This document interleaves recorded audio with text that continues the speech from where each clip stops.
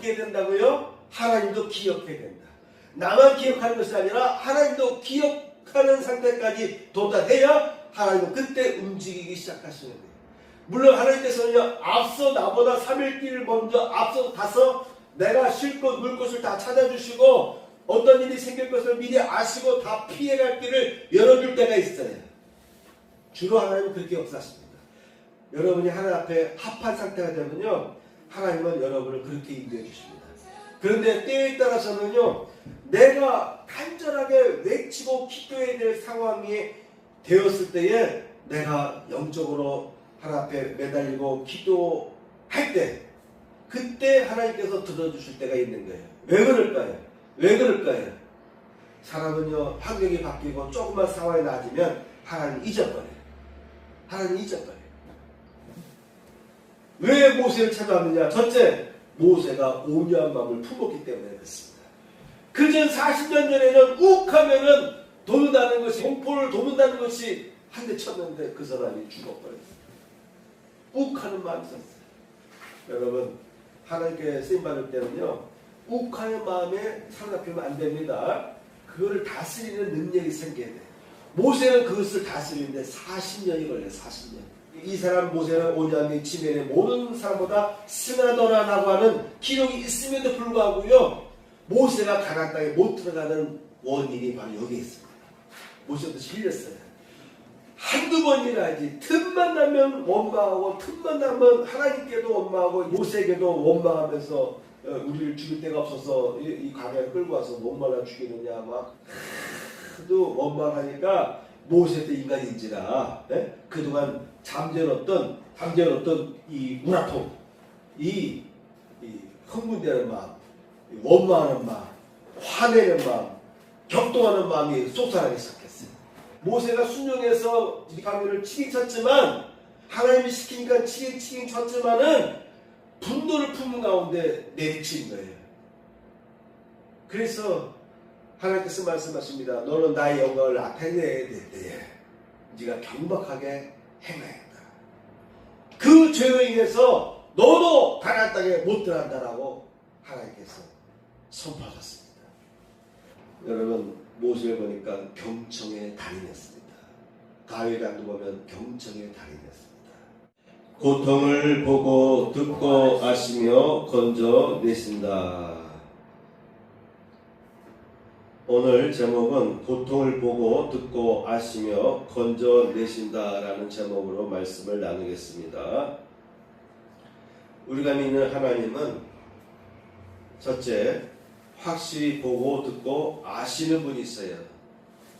특히 어떨 때 그러냐면은 우리가 어려움 당할 때, 고통을 당할 때일수록 하나님은 우리의 고통을 다 지켜보고 계시고 또한 우리의 탄식 소리를 듣기도 하시며 그리고 우리의 형편을 아신다고 하는 것입니다.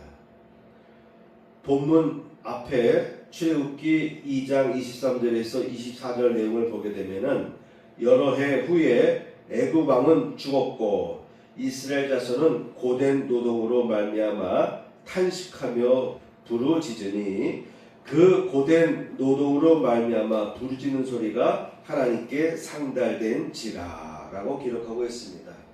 그러면서 오늘 3장에 와서는 그런 이유 때문에 하나님께서는 모세에게 나타나셔서 내가 너의 동포들을 이끌어내겠다, 고통 속에서 이끌어내겠다라고 하는 같은 말씀들을 전하고 계신데, 여러 곳에서 3장 여러 곳에서 이와 같이 말씀하고 계십니다.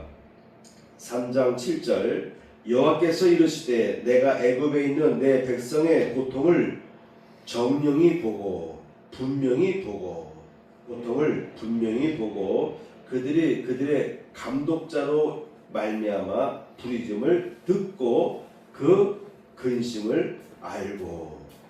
이어서 8절에 보면은 내가 내려가서 그들을 애굽인의 손에서 건져내고 그들을 그 땅으로 인도하여 아름답고 광대한 땅, 젖과 꿀이 흐르는 땅, 곧 가나안 족속, 헷 족속, 히위 족속, 여부수 족속의 지방에 데려가려 하노라 라고 말씀하셨습니다. 하나님께서 여호와께서 친히 내려오신다고 하는 것입니다. 고통당하는 이스라엘 백성들이 살아가는 그 현장으로 하나님께서는 친히 내려오셔서 내가 내려가서라고 되어 있습니다. 그리고는 이스라엘 백성들을 젖과 꿀이 흐르는 땅으로 데려가겠다. 친히 내려오시고 데려간다라는 부분에 대해서 여러분들 밑줄 치시고 기억하시기 바랍니다. 하나님은 여러분 곁에 다가오시는데 때에 따라서는 강림하실 때가 있어요. 직접 내려오실 때가 있습니다. 나의 삶의 현장에, 여러분의 삶의 현장으로 내려오시는 하나님, 그리고 여러분을 데리고 가시는 하나님. 이어서 이제 이스라엘 자손의 부르짖음이 내게 달하고 애굽 사람이 그들을 괴롭히는 학대도 내가 보았으니.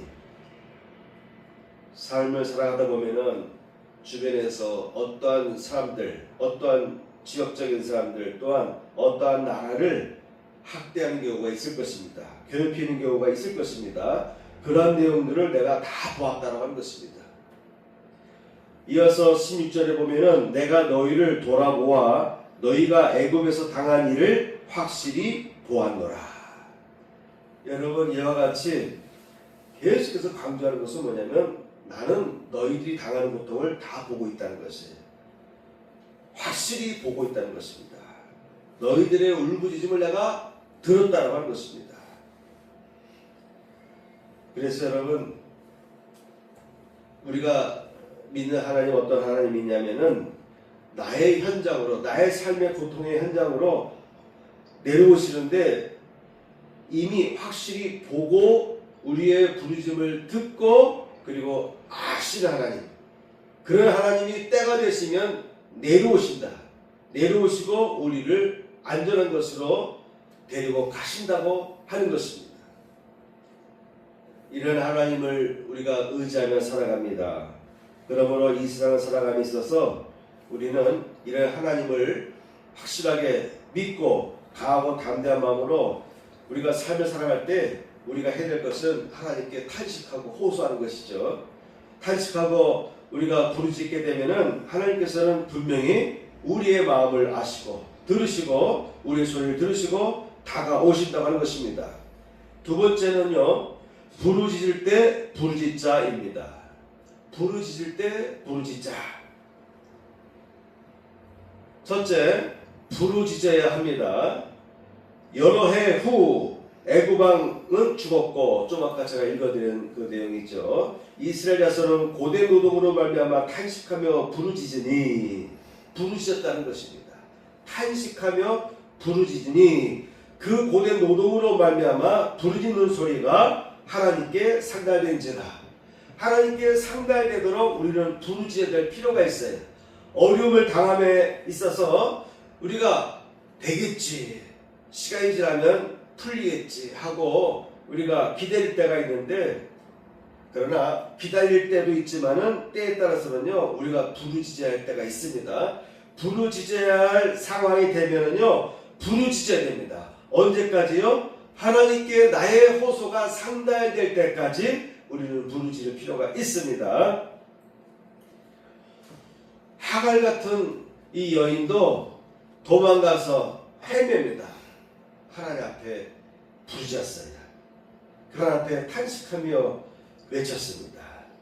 그때 여호와께서는 나타나셔서 내가 내 고통을 들었다. 내가 내 고통을 들었다. 라고 말씀하셨습니다. 그래서 하갈이 자기에게 이르신 여호와의 이름을 감찰하시는 하나님이라 하였다라고 되어 있어요. 하나님은 나 같은 사람도 외면하지 아니하시되 감찰하고 계신다. 본다는 말보다 더 정확한 말은, 구체적인 것은 감찰하며요 파헤치는 거잖아요. 어디에 숨겨둔 것이 있나, 어디에 보이지 않는 부분이 있나, 더 깊이 들어가서 파헤치는 것을 보고 우리는 감찰한다고 우리는 말하죠. 파헤치는 거예요. 뭐 하나 잘못된 것이 있나 파헤치는 거 아니겠습니까? 그러한 하나님이시다. 감찰하신 하나님, 부엘라 헤로이. 그래서 이런 하갈 같은 여인도 임신했다고 해가지고 자기 여주인에게 건방지게 행동하다가 도망갔거든요. 또한 나중에는 아이를 낳았을 때도 쫓겨납니다. 결국은 아브라함도 내보낸 적이 있어요. 광야에서 물이 없어서 힘들 때에 하나님은 나타나셨어요. 그러한 하갈도 하나님은 나타나신 것입니다. 이스라엘 유다 왕국이 어려움을 당할 때마다 이스라엘 왕과 모든 백성들이 그들이 모여가지고 부르짖었습니다. 유다 사람이 돌이켜보고 자기 앞뒤의 적병을 인하여 여호와께 부르짖고 제장은 나팔을 부니라.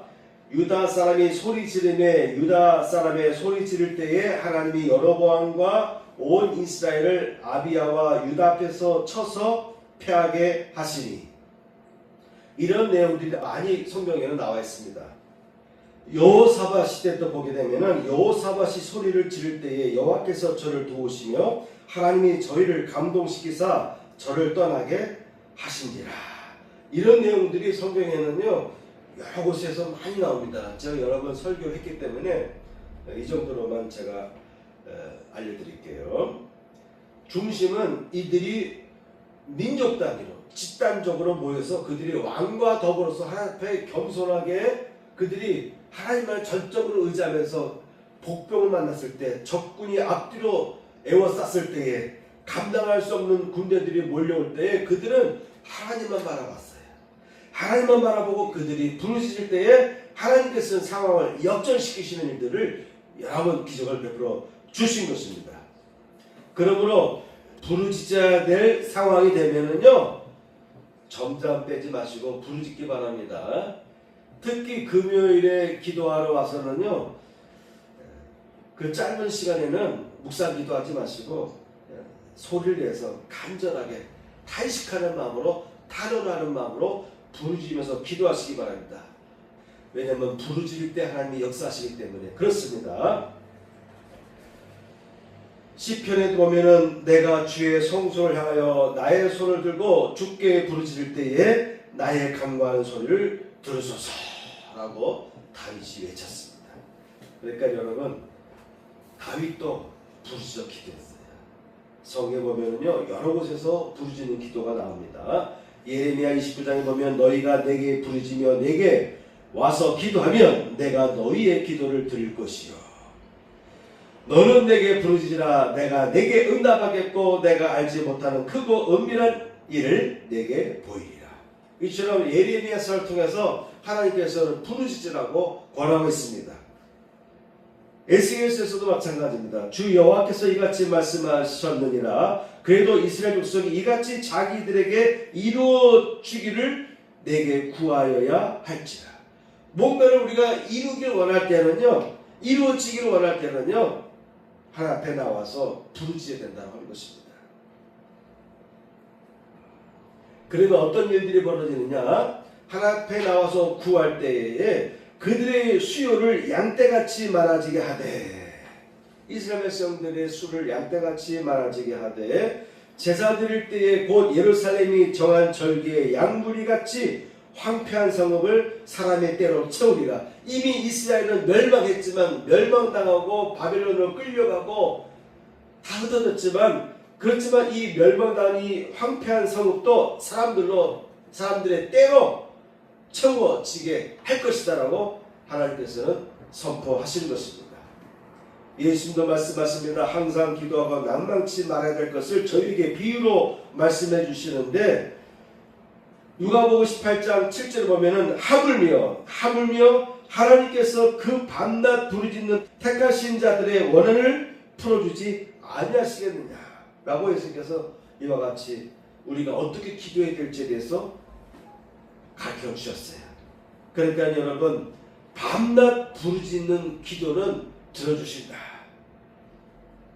하물며 하나님께서 그 밤낮 부르짖는 택하신 자들의 원한을 풀어주지 아니하시겠느냐라고 예수께서도 당부하셨습니다. 그러면 여러분 기도할 때 특히 어려울수록 힘들수록 억울한 일 당할수록 부르짖어 기도하시기를 축복합니다. 아멘. 두 번째 이와 기도할 때는 어떻게 기도하냐면 하나님께서 기억하게 하도록 기도할 필요가 있다고 하는 것입니다. 하나님이 그들의 고통을 들으시고 하나님이 아브라함과 이삭과 야곱에게 세운 그 언약을 기억하사. 하나님도 나도 모르겠다. 너희들이 지은 죄 때문에 너희가 지금 제대로 신앙생활 하지 않기 때문에 너희들이 지금 어려움 당하는데 그래 좀 어려움도 당해봐 라고 나몰라라 할 수도 있어요. 그런데 워낙 어렵다 보니까 간절하게 부르짖게 되니까 이스라엘 백성들이 착해서가 아니고 이스라엘 백성들이 훌륭해서가 아니에요. 어려움 당하다 보니까 하도 힘들다 보니까 하나님 앞에 외치는 거예요. 절망하는 것입니다. 그러니까 하나님께서 아브라함과 이삭에게 약속했던 그 약속을 기억하셨다라고 했어요. 그러니까 우리 기도가 하나님으로 하여금 기억하게 해야 돼요. 저는 당신의 아들입니다. 당신의 자녀입니다. 당신이 저에게 복을 주셔야 될 그러한 귀한 백성입니다. 이런 것을 하나님께서 스스로 인식하도록 우리는 외칠 필요가 있다라고 하는 것이죠. 이제 애굽 사람이 종으로 삼은 이스라엘 자손의 신음소리를 내가 듣고 나의 언약을 기억하노라. 그래서 하나님도 그들의 신음소리를 듣고 나의 고통을, 나에 대한 약속, 이스라엘 백성들의 약속, 이스라엘 백성들에 대한 약속, 주를 믿는 백성들을 택하시고 도우시겠다 하는 그런 언약의 약속들을 하나님께서 기억하셨다는 거예요. 기억할 때 우리는 움직이는 거예요. 우리들도요, 뭔가 기억이 날 때, 뭔가 생각이 떠오를 때 우리는 행동할 수 있는 거예요. 그렇죠?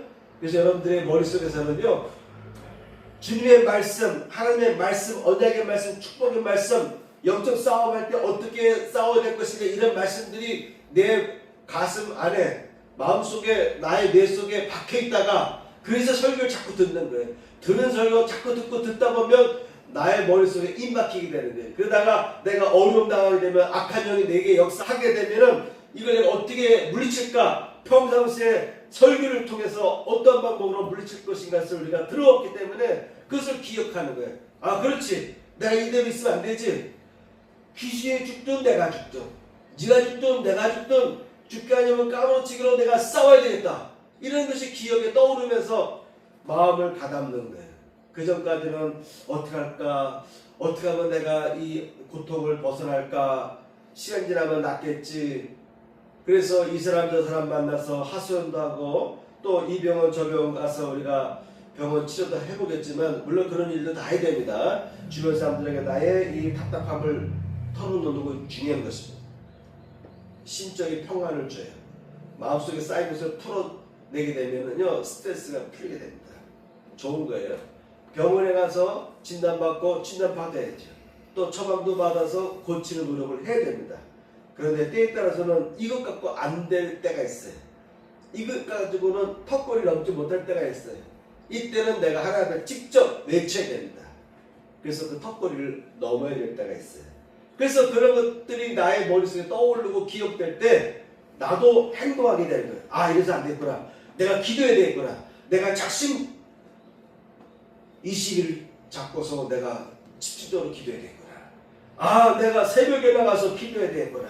아, 내가 금요일날 밤에 나가서 내 하나님 앞에 간절히 기도해서 어려움을 하나님 앞에 고백하고 탄식해야 되겠구나라고 하는 그런 생각이 떠오르면서 행동으로 이어지게 되는 거 아니겠습니까? 그런 나의 행위를 다 보시고 하나님이 어떻게 해야 된다고요? 하나님도 기억해야 된다.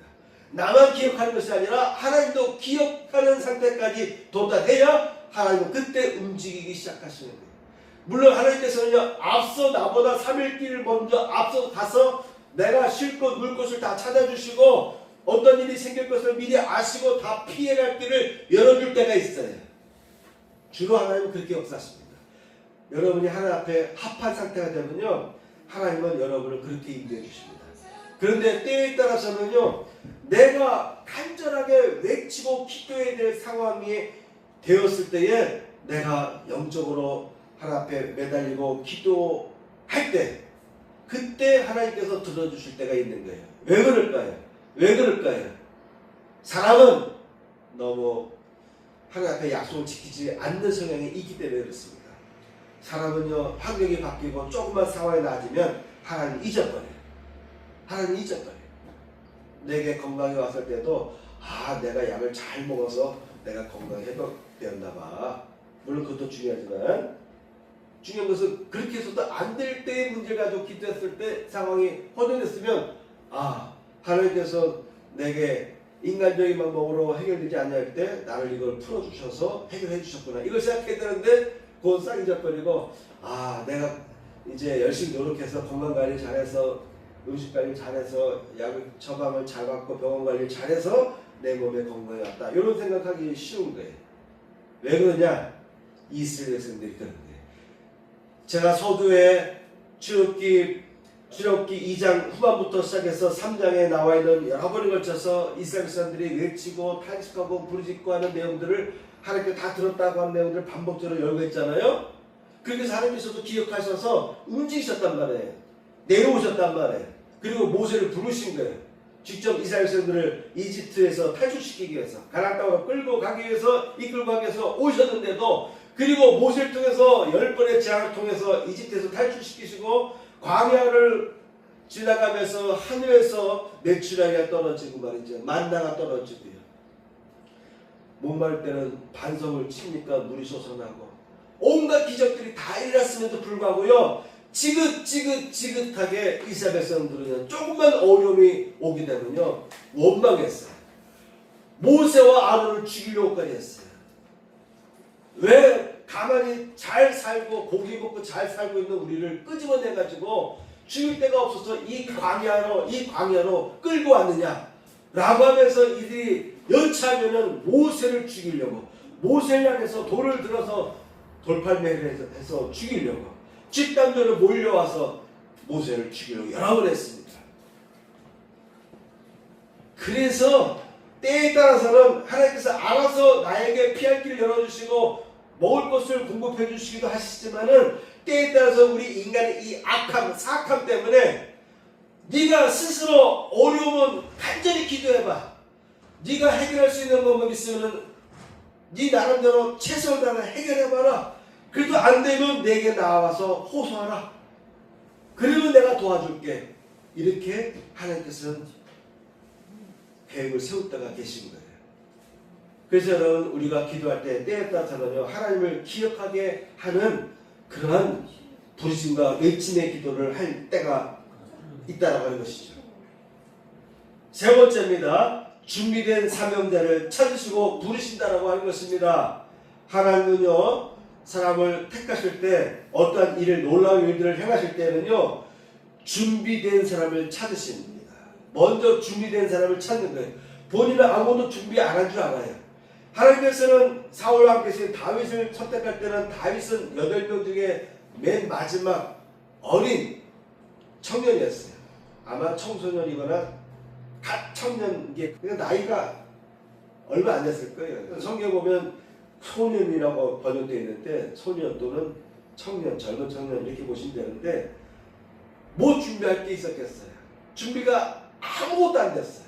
근데 이 다윗은 전쟁터에 아버님의 심부름을 받고 형님들에게 보낼 떡을 가지고 왔다가 보니까는 골리앗이 이스라엘 백성들 앞에서 하나님을 무시하고 하나님 앞에 그 패역한 말 하는 것을 보고 분노가 치올랐어요.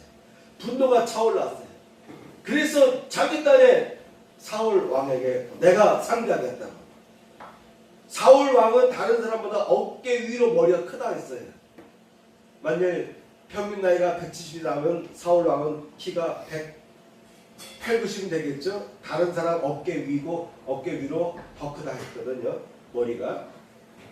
그런 사울 왕도 감히 나설 수가 없었어요. 그러니 어느 장수라 할지라도 그 골리앗 앞에 나갈 수가 있겠어요. 아무도 못 나가는 거예요. 왜 골리앗이 앞에 나가서 막 이스라엘 백성들 향해서 멸시하고 그들이 믿는 하나님을 멸시하는데 아무도 못 났어요. 그때 다윗은 나간다. 내가 나가겠다. 어떻게 나갈래? 저는 당신의 칼도 필요 없습니다. 당신의 그 무거운 갑옷도 필요 없습니다. 투구도 필요 없습니다. 저는 내가 늘 하던 대로 하겠습니다. 그는 평상시에 양을 치면서 그 도팔매기를 통해서 이리를 물리치고 사단을 물리치고 했던 경험이 있기 때문에 그거 하나 의지하고 나간 거예요.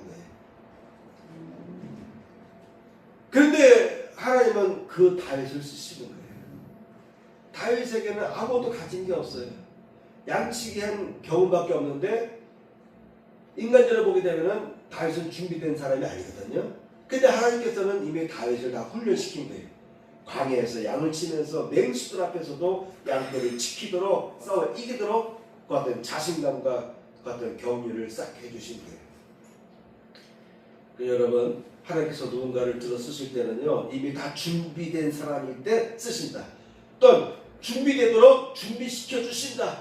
그래서 준비된 과정을 다 이행해서 모든 것이 다 갖춰지면 그때 그 사람을 들어 쓰신다고 하는 것입니다. 모세의 경우는 40세가 됐습니다. 여러분, 40대가 제일 중요하죠. 40대가 중요합니다. 40이 되면은 어쨌든 경륜도 쌓이고 여러 가지 여건을 볼 때 그가 뭔가를 할 수 있는 때가 되는 거 아니겠습니까? 조건을 다 갖췄어요.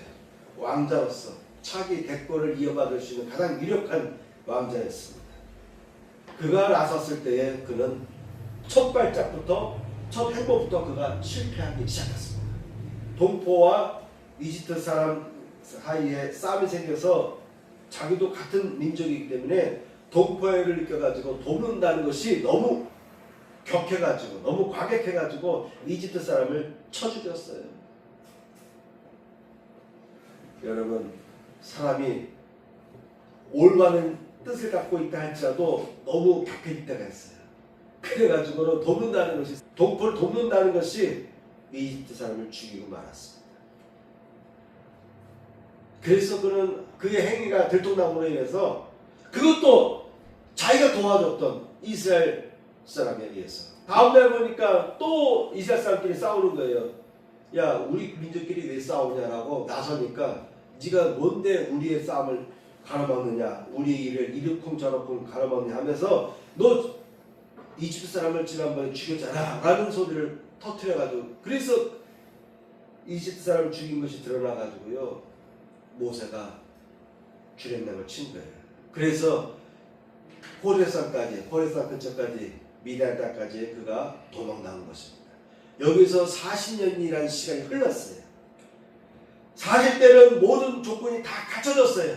그가 제일 똑똑했고 제일 건강했고 모든 요건이 다 갖춰져 있고 이제 모든 것은 다 준비된 상태예요. 그런데 그 상태에서 그가 뭔가 할 때는요, 예기치 못한 일이 어그러지게 만든 거예요. 돕다 보니까 이집트 사람을 살인하게 됐네요. 이것이 그의 왕권을 향한 모든 희망을 다 무너지게 만들어버려요. 그가 도망자로, 살인자로 도망자로서 도피했는데 얼마나 무서웠는지 40년이 되도록 그는 운두 생활을 했는데, 그가 왕자의 신분이었음에도 불구하고 그가 미디안 땅에 가서 그가 우가면서 40년 동안 자기의 신분을 숨겨가면서, 그러다 보니까 그의 꿈과 야망도 다 사라졌어요. 이제 여기서 결혼해서 아이 갖고 살면 되지. 그리고 모든 야망이고 희망이고 다 포기하고 주저앉았는데 하나님은 이때 다가오셔서 모세야 하고 부르시는 것입니다. 모세는 이미 다 희망을 다 버렸고 이제 모든 실제적인 여력이나 모든 면에서 볼 때 전혀 아닌 상황이었음에도 불구하고 이때서야 하나님은 모세에게 찾아오신 것입니다. 왜 모세를 찾아왔느냐? 첫째, 모세가 온유한 마음을 품었기 때문에 그렇습니다. 그전 40년 전에는 욱하면은 돕는다는 것이, 공포를 돕는다는 것이 한 대 쳤는데 그 사람이 죽어버렸어요. 욱하는 마음이 있었어요. 여러분, 하나님께 쓰임받을 때는요, 욱하는 마음에 사로잡히면 안 됩니다. 그거를 다스리는 능력이 생겨야 돼요. 모세는 그것을 다스리는데 40년이 걸려요. 40년. 여러분, 끝까지 그 좀 마음을 고치면 되지, 참으면 되지, 그거 왜 못 고쳐라고 하는데요, 사람마다 약점이 있어요. 약점. 또한 장점이 있습니다. 그 장점은요, 노력 안 해도 저절로 생기는 장점이 있고요, 약점은요, 노력하고 노력해도 그걸 피해가기 힘들고 자꾸 그런 나의 약점이 드러나는 경우가 있어요. 그걸 보고 우리 약점이라고 하잖아요. 40년 동안 모세가 반성하고 노력하는 가운데서 그의 혈기가 쭉 강해졌습니다. 이게 40년 걸렸어요.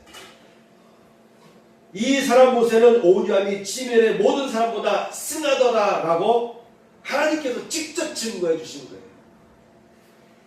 그런데 여러분, 이렇게 하나님께서 말씀하실 때에 이스라엘 백성들 앞에서 이스라엘 백성들 꾸짖으면서 이 사람 모세의 온유함이 지면의 모든 사람보다 승하다라고 인정을 해줘서 성경책에는 이 사람 모세는 온유함이 지면의 모든 사람보다 승하더라라고 하는 기록이 있음에도 불구하고요, 모세가 가나안 땅에 못 들어가는 원인이 바로 여기에 있습니다. 이스라엘 백성들이 자꾸 하나님 앞에 원망하는 거예요. 모세에게도 원망하고. 그러니까는 모세도 질린 거예요. 모세도 질렸어요. 한두 번이라지 틈만 나면 원망하고, 틈만 나면 하나님께도 원망하고, 모세에게도 원망하면서 우리를 죽일 데가 없어서 이 광야를 끌고 와서 목말라 죽이느냐 막 하도 원망하니까 모세도 인간인지라 그동안 잠재웠던 이 우라통, 이 흥분되는 마음, 원망하는 마음, 화내는 마음, 격동하는 마음이 쏟아나기 시작했어요. 하나님께서 말씀하십니다. 무리바 앞에서 모세야, 너의 지팡이를 가지고 반석을 쳐라 라고 했어요. 그러면 물이 나올 것이라고 하나님께서 예고해 주신 거예요. 그런데 모세가 그의 지팡이를 가지고 반석을 치긴 쳤는데, 여러분 주부에 다 나와 있습니다. 치긴 쳤어요. 그래서 반석이 쪼개지면서 거기서 물이 나오기 시작했습니다. 기적이 일어났습니다.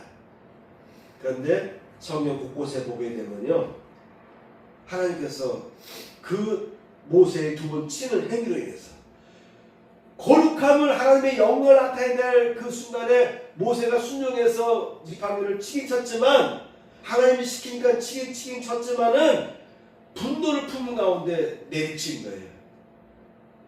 그래서 하나님께서 말씀하십니다. 너는 나의 영광을 나타내야 될 때에 네가 경박하게 행하였다. 그 죄로 인해서 너도 가나안 땅에 못 들어간다라고 하나님께서 선포하셨습니다. 40년 동안 쌓고 쌓아서 그 혈기 다 까면서 이스라엘 모든 사람들보다도 그의 온유함이 승하였던 이 모세도 계속해서 이스라엘 백성들이 못되게 원망하고 항의하고 반항하고 불순종하고 하나님 앞에, 모세 앞에 계속 대들으니까 모세도 그동안 40년 동안 잠재웠던 그 울화가, 분노가 쏟아나갔어요. 그래서 하나님께 영광을 돌리면서, 자 봐라, 하나님께서 이와 같이 너희에게 물을 줄 거다라고 하면서 하나님의 영광을 나타내는 그 순간에 모세가 아마도 화가 타고 치밀 가운데 아마 얼굴에는 화기가 있었던 것 같아. 화하게 두 번 내리쳤던 것 같아. 그걸 하나님이 보신 거예요. 그래서 모세야, 너는 40년 후에 느보산 꼭대기에서 너는 너의 후손들이, 너의 동포들이 들어갈 가나안 땅만 바라보고 너는 거기서 못 들어가겠다. 이렇게 말씀하신 것입니다. 두 번째, 경청의 달인이 되라. 모세는요, 40년 동안 그가 성막에서 끊임없이 성막에 가서 하나님과 깊은 대화를 했어요.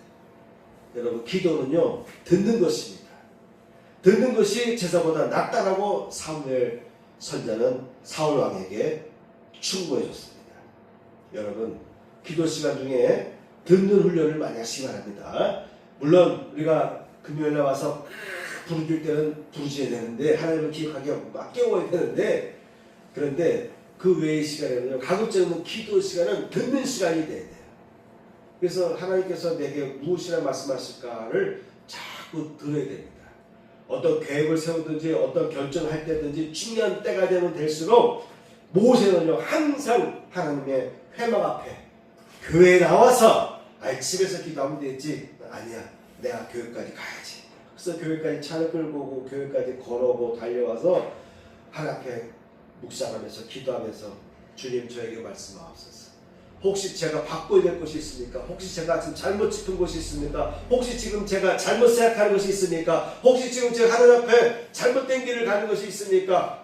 말씀하옵소서 제가 듣겠나이다 라고 하면서 하나님께 경청하는 것입니다. 경청의 달인이 된 것이 모세요. 경청의 달인이 된 왕이 누구냐면 다윗 왕이었습니다. 여기까지만 하고 나머지 내용은 다음 시간으로 또 이어서 전할게요. 경청의 달인이 되자. 여러분 경청하는 것이 중요합니다. 하나님께 물어봐야 돼요. 내가 어떤 거 결정하기 전에 하나님 혹시 잘못된 것이 있습니까? 내가 직접 기도 중에 응답받지 못하면 누군가의 친구를 통해서 이웃을 통해서 내게 경고 메시지 줄 때 그걸 귀담아 들어야 되는데 안 듣습니다. 여러분 모세를 보니까 경청의 달인이었습니다. 다윗 왕도 보면 경청의 달인이었습니다. 뭔가 결정하려고 할 때 흥분할 때 여러분 속에 뭔가를 자각하고 귀신들이 나를 공격하거나 내가 어떤 일에 흥분해가지고 막 업돼가지고 뭔가 일을 추진하려고 할 때 여러분 마음이 부산하면 안 됩니다. 절대 하나님께 역사하실 때는 마음이 부산하게 안 해요. 그리고 마음에 답답함을 안 주십니다. 깔끔함을 주고 신선함을 주고 할 수 있다는 믿음을 주시지 막 불안하거나 답답하거나 이런 걸 안 주시고요. 여러분 마음속에 뭔가 막 분노가 치어 올라오면 안 됩니다. 여러분 모세처럼 다윗 왕처럼 경청의 달인이 되시기 바랍니다. 그렇게 살아갈 때 하나님은 여러분을 들어 쓰시는데요. 80이 된 모세도 들어 쓰셨습니다. 때가 좀 늦어지는 것은 내가 아직 준비가 안 되어 있기 때문에 그렇습니다. 그런데 이 준비되는 과정을 내가 당길 수는 있어요. 당길 수는 있어요. 여러분 이 준비되는 과정을 스스로 당겨낼 수 있는 그런 길을 걸어가셨어요. 어려움 중에도 환난 중에도 들으시고 보시고 아시는 하나님께서 나의 삶의 현장으로 내려와서서 나를 적각골이 흐르는 곳으로 데려가시는 놀라운 역사를 여러분 체험하시길 축복합니다. 그 하나님은 우리와 함께 하시는 거예요. 졸리스레가 그가 늘 선포한 내용이 있습니다. 죽을 때조차도 그가 늘 얘기했던 것은 나에게 가장 좋았던 것은 하나님께서 나와 함께 하셨음이니라. 하나님께서 나와 함께 하신 것이 나의 가장 소중한 자산이고 나의 가장 귀한 것이었습니다. 하나님이 여러분과 함께하기 위해서 여러분 첫째 두 가지만 얘기합니다.